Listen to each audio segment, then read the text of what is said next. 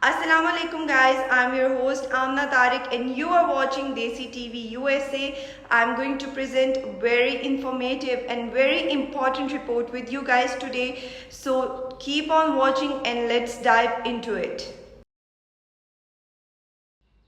The Federal Trade Commission and Ethnic Media Services present an on-site news briefing about spotting and avoiding scams FTC briefing with Houston media and community stakeholders, which was held on Thursday, June 27, 2024 at Houston Endowment Inc., 3683 Villia Street, Houston, Texas. Scammers are actively targeting every community every day in many different ways. Information is one of the most powerful weapons people have to protect themselves and their families against scams. This briefing will give reporters and community influencers the most up-to-date information about the scams targeting communities, including immigrants, communities of color, young people, and older adults across Houston. In addition to subject matter experts, this roundtable will include consumer protection advocates, law enforcement officials, and community stakeholders from a wide range of agencies, diverse groups, ethnic media, and multiple organizations.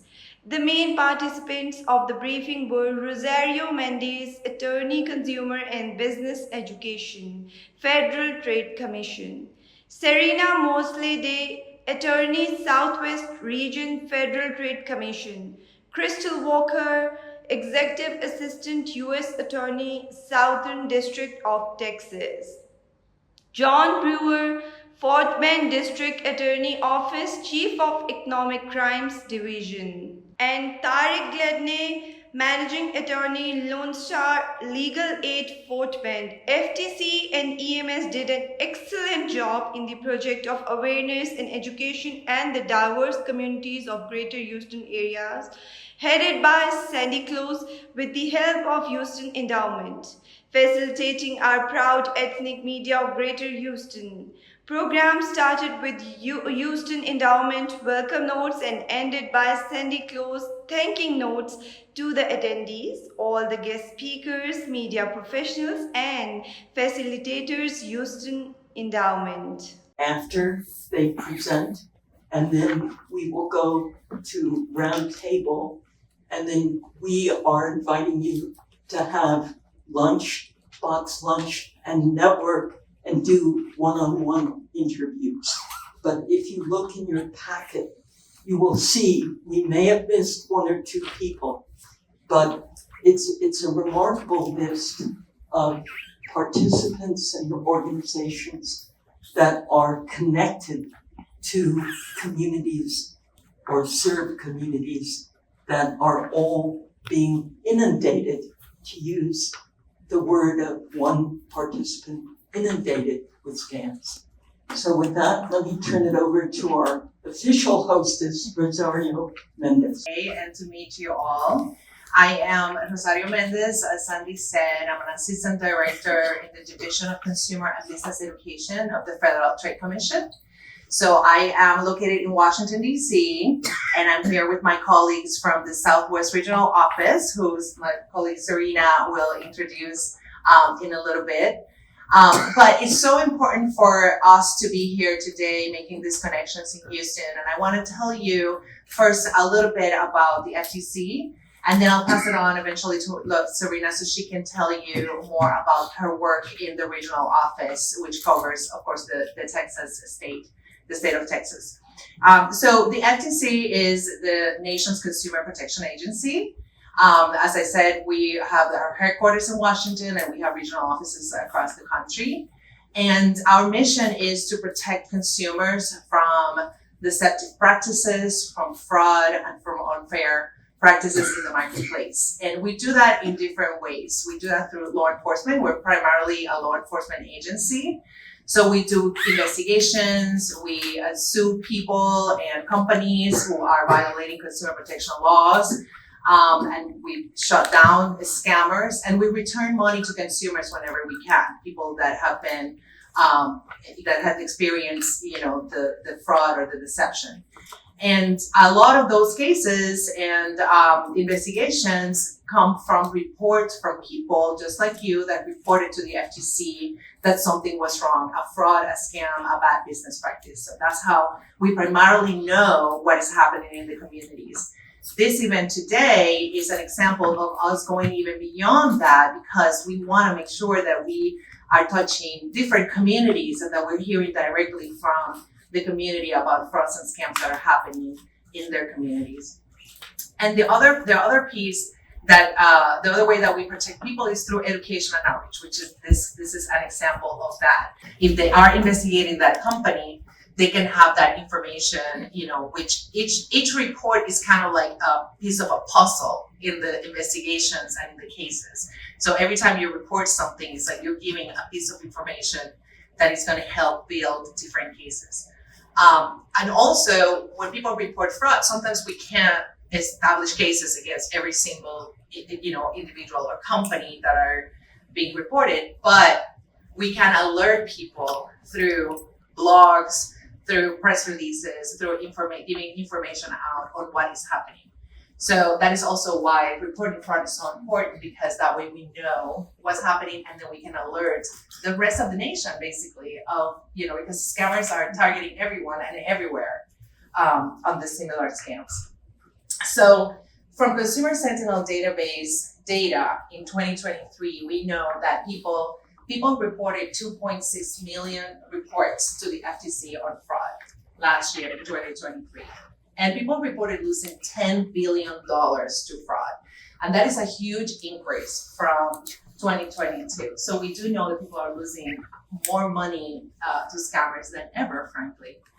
The number one thing reported, as in other years, is impersonator scams. So that's when people pretend to be the Social Security Administration. They're pretending to be the FTC now, even, or pretending to be a business like Amazon or Geek Squad. And we have seen a big increase in business impersonators in 2023 and in 2022. And then we also saw a big increase when the scams started on social media. So people reported scams that started in social media more in 2023 than in previous years. Regional office, please introduce yourself, and I have to ask you to cut your remarks to about 5 minutes. Hi, everyone. Thank you so much for being here today. Rosario, thank you for traveling out and joining us at this event. Sandy and your team, we thank you and appreciate all the hard work you put into this, and especially also the Houston Endowment. Thank you for hosting us. As Sandy mentioned, I am Serena Mosley Day. I'm an attorney with the Southwest region of the Federal Trade Commission. Our region covers the states of Texas, Arkansas, New Mexico, and Louisiana. And those numbers are continuing for the first quarter of 2024. We were at almost 3,000 for imposter scams in the first quarter through April. And identity theft reports also at about 34,000 for last year and almost 9,000 for the first quarter. So those are statistics, they're numbers. What do they mean? So behind every number is a person whose life was impacted by the event, who has lost money, who's dealing with the aftermath and trying to clean that up and get out of that. And as Rosario mentioned, it affects everybody. It affects every race, young, old, every ethnicity, every religion, every socioeconomic group, every education level. And they want to be very good at what they do. And so they're good at impersonating government officials and businesses. And even your loved ones and your friends. They will have slick presentations. They will be charming. They will be persuasive. And they will have reasonable answers to your questions. And so one of the big things is to take the shame away from acknowledging that there has been a scam or a fraud perpetuated. And so we have to acknowledge out loud that it's happening. And you do that by reporting to the FTC, as Rosario noted. You do that by reporting to the state attorney general's office, to local law enforcement where it's appropriate. There's other entities that you can report to if it involves a credit card or a debit card or your account, banks, credit cards. If it's a large merchant, you can report to them. But most importantly, share what is happening within your communities, with your friends, with your family members, with your loved ones, with your neighbors. We have awareness that just prevents us from falling susceptible to frauds in the future, and it prevents other people from falling susceptible to some of the same frauds. We can just talk about what happened and not let the fear or shame of the fraud keep us quiet. But anyway, with business email compromises, they can happen to small businesses or major corporations. Sometimes the telltale signs are there, like something with the wording is off, there's misspellings, but sometimes it's not, that obvious. Sometimes it's just a change of a period is in one place as opposed to another, or the variation is very slight, or sums of money in person as opposed to doing like a wire transfer if you don't want to take the other verification steps. But if you care about your money, verify. And as I mentioned a moment ago, it's not just small businesses or people that you would think would be more likely to fall prey to these scams. It can be anyone. Like, there are major companies here in Houston and across the country, across the world, that fall victim to business email compromises. But like the individuals, they too are embarrassed, right? They feel, oh, I should have caught on to this. How did I send several $1 million to the wrong entity? But that's what the fraudster's point is, to gain your trust and then to take advantage of that.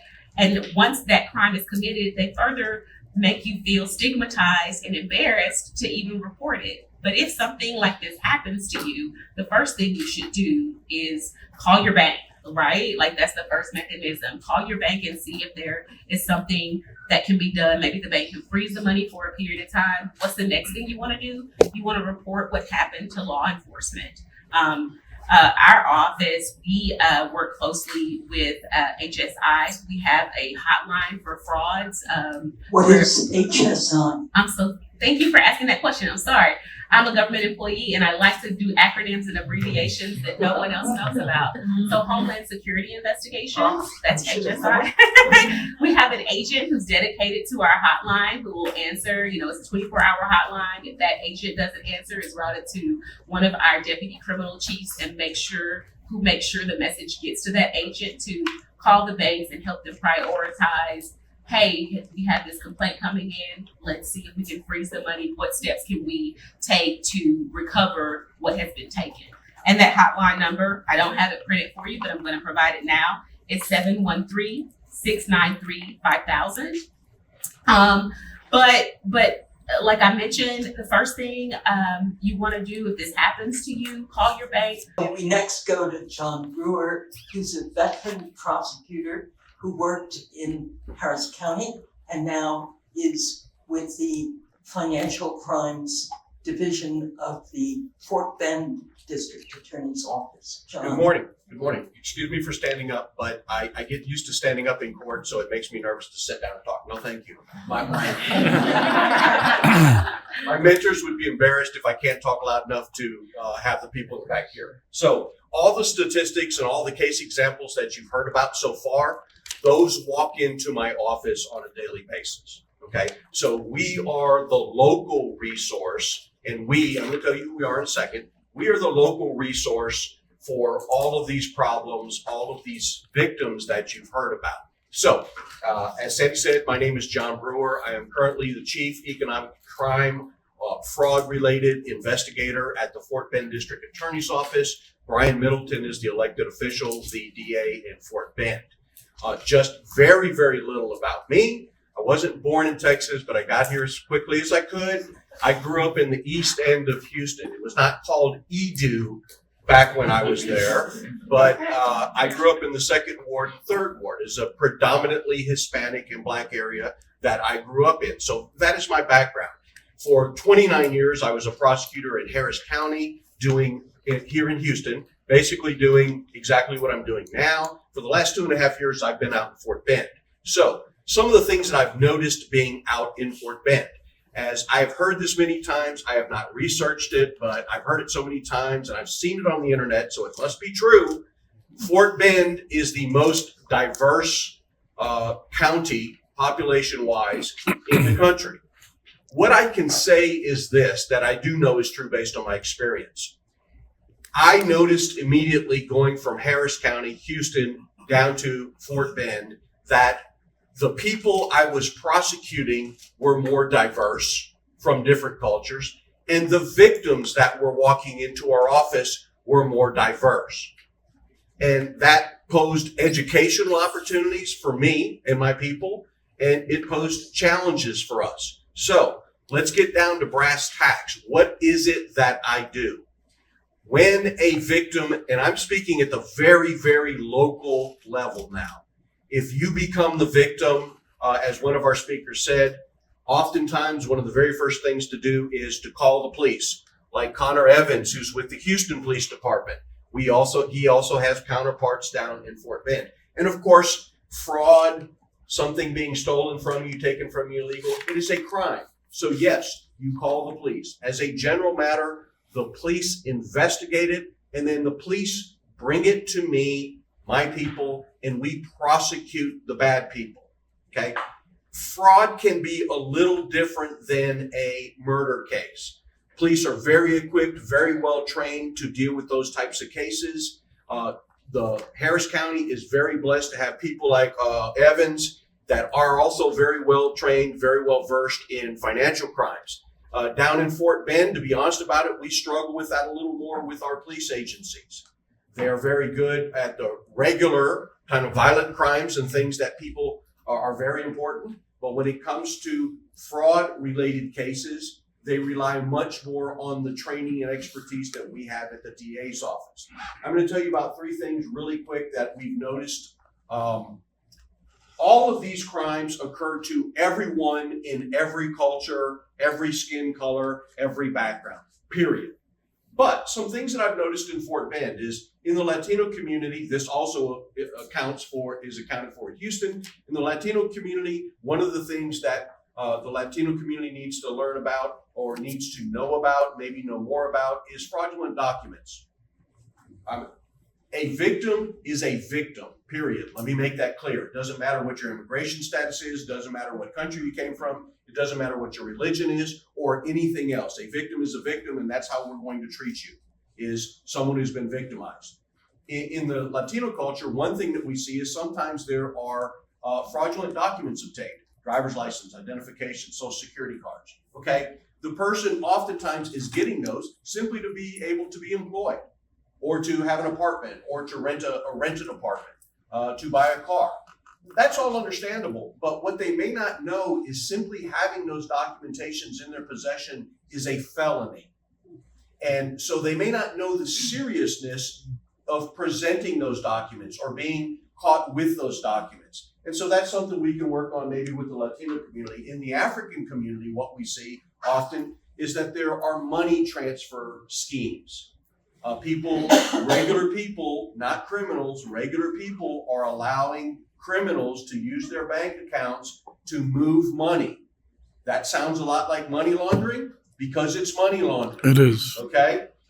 And we need to get out to not just the African community, but the African community especially, and talk to them about that. The third thing I want to talk about is in the Asian, South Asian, Middle Eastern community. This is a little bit harder to talk about briefly, but we're going to make it fast because I see she's getting ready to pull the here. We're going to talk about it fast. In that community, what I see is there is a lot of business done by a handshake. There's a lot of business done solely based on relationships. A lot of money gets scammed that way.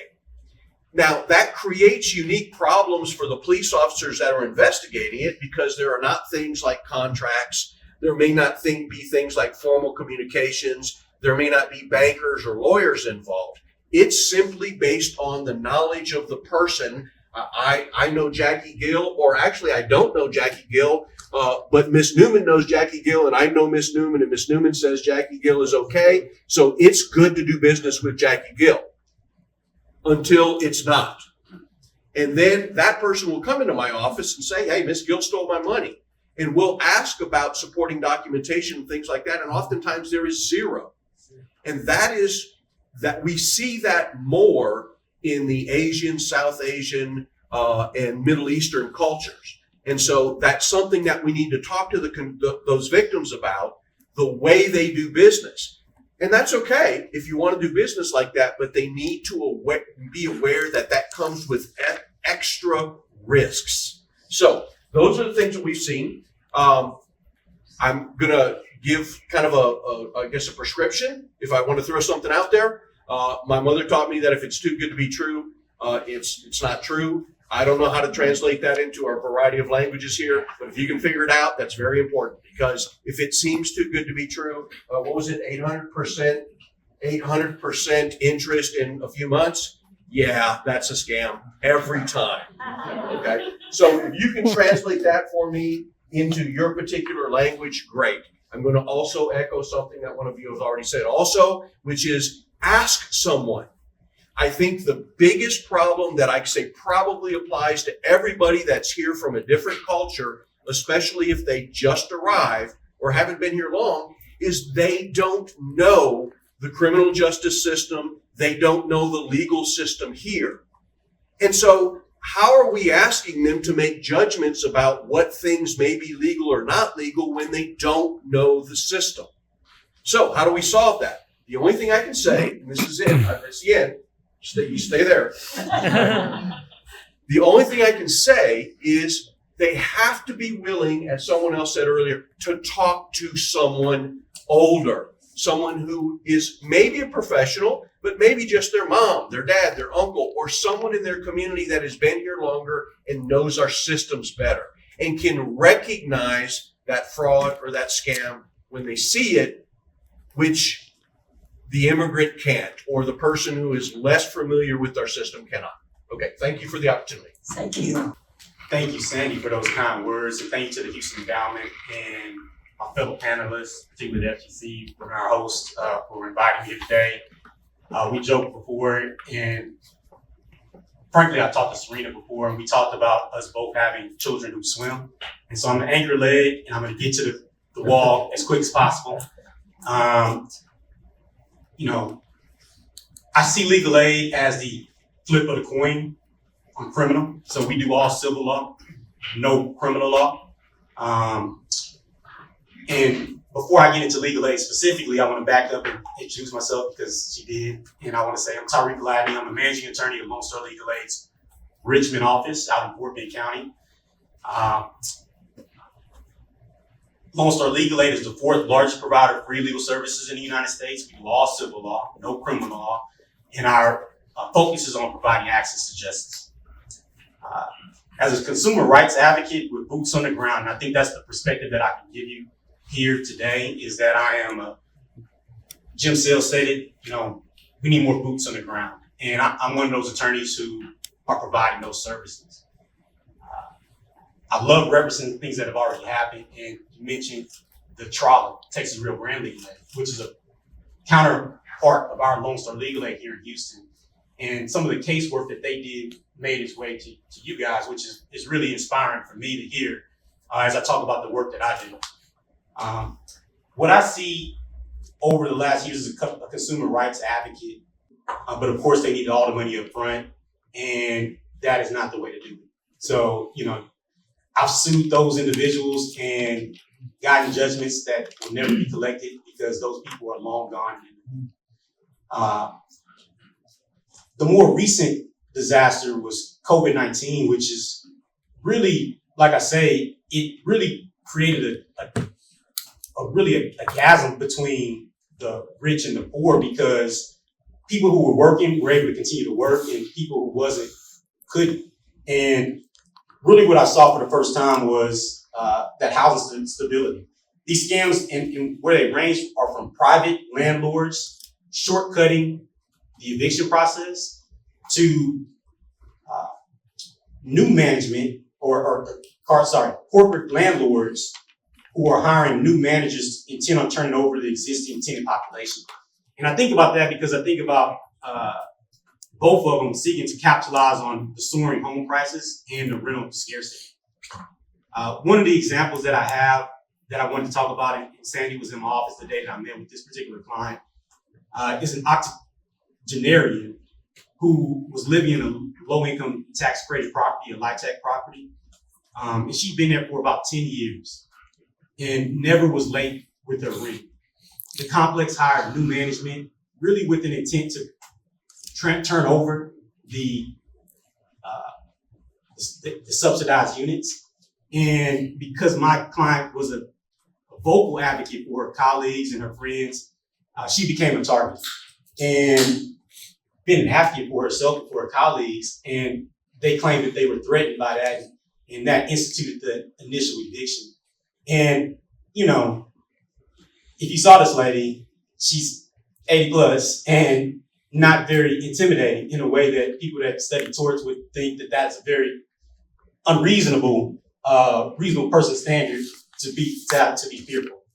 And so we ended up settling that case in an advantageous way. She ended up deciding to move, but for her, that was a tough thing because she ended up not having access to this subsidized unit that she previously had for 10 years. And I mean, and that was a big deal.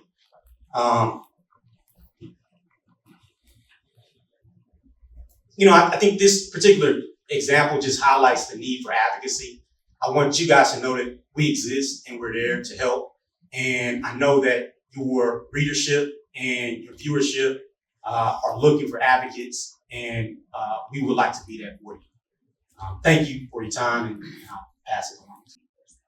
Great, and taking the moderator's prerogative of a second question for Stephanie Bowen. You are the older adult coordinator with the U.S. Attorney. Is there anything you want to, building on Tariq's reference of the 80-year-old, of which I am a proud member, could you share with us maybe one example of what you're seeing or what you're particularly concerned about with older adults?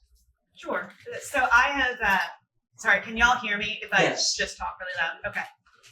So I have been the Elder Justice Coordinator in our office for a year, but I've handled cases for a number of years.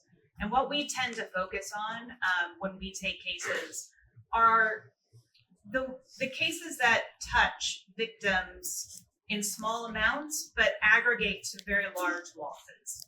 So I've handled cases where mostly the fraudsters are overseas.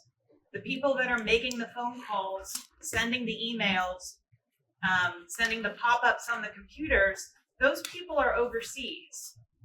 And the people that we have here in the United States that we can actually prosecute are the people moving money. And the victims on each level, they tend to lose sometimes not all that much money, maybe 5,000, 6,000, sometimes up to 100 or 200 a person. But when you put all of that together, it is a lot of money. And that's what our office is pretty good at, because we can take it and we can make a case from all over the country, and we can prosecute it in one case, in one district. And I've had a number of those cases.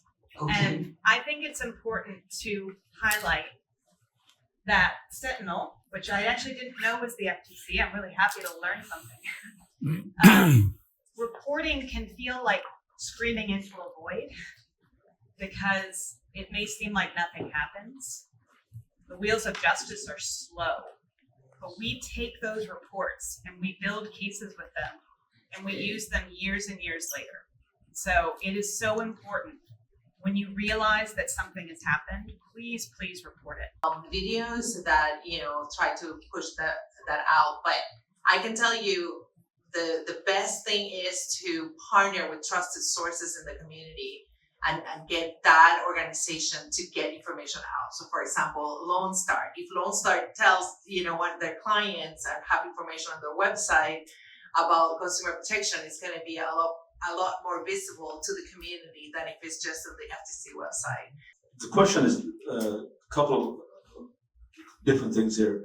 One is it's not always about money, is it? It's also about reputation. So you can destroy a person's reputation by doing some scamming stuff, and that in turn could be blackmail related. So how do you respond to something like that? And secondly, it was let's see, John mentioned about being more diverse in Fort Bend County. Well, is Fort Bend County also very diverse in organized crime? I mean, basically South Asian gangs or Asian gangs preying on people of their own community? Let's see. So let's go in reverse order.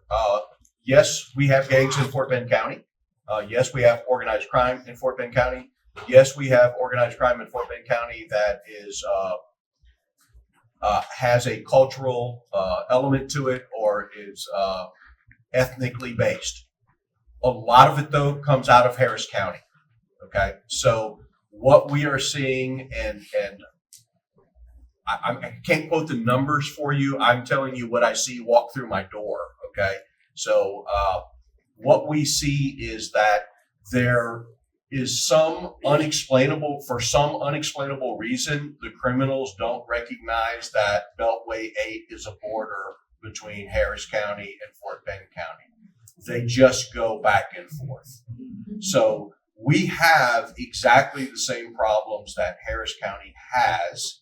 And as you already know, Harris County has a lot of ethnically based gangs. I mean, you can think about some of the violent gangs like MS-13 and some of those gangs. And there are also groups that are ethnically, I don't know if it's fair to say ethnically based, that have a certain consistency of membership being from a particular country or ethnicity. The thing that comes to mind, for instance, is fuel theft.